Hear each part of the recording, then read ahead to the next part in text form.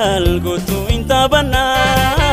inta lo baredu burtukan magale wahanana yon si wamu mana dida tabi kanta banna ambare chenti medita rikumen sitiga tabi ka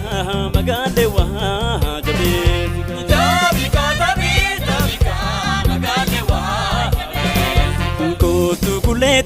ya magal kutu inta banna inta lo baredu burtukan magale wahanana yon si wamu mana dida tabi kanta banna ambare chenti medita rikumen sitiga tabi ka magale wahajabe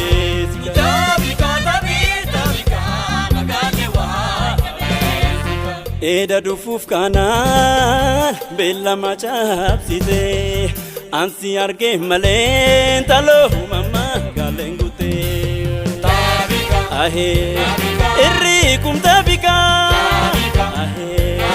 irrikum kanada ahe yamutin sidabu ahe irrim minadida ahe yamu chalgan karu Garole ahe waju mangamana oto wajinole ambare chenti medisa rikumen sitigasa tabika magale wajabe sika tabika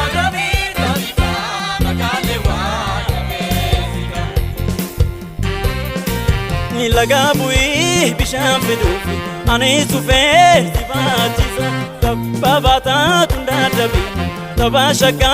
sifodesa ada tisma resikuta tada makte todi bata karole ko tuyawa ansinega gawa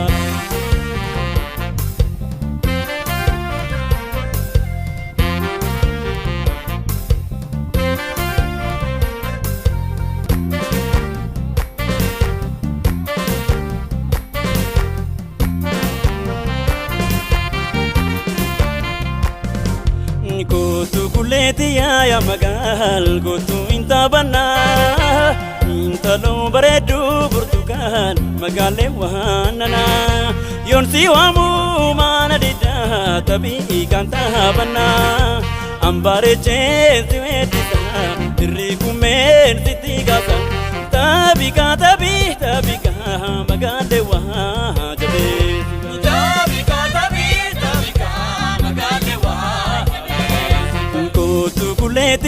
ya magal gotu inta banna inta lo baredu burtukan magale wahanana yon si wamu mana dida tabi kanta banna ambare chenti medita rikumen sitiga tabi ka magale wahajabe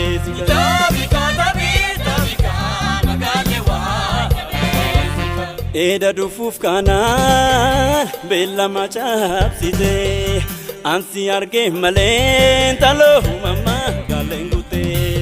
tabika ahe jalana kentiksa ahe yadanan godana ahe siwajini nole ahe nanga lasifana ahe tabatenga madu kan ko gadda jalalina gube ramat ni bidda ambare chenti medisa rikumen sitigasa tabika magale wajabe sika tabika magale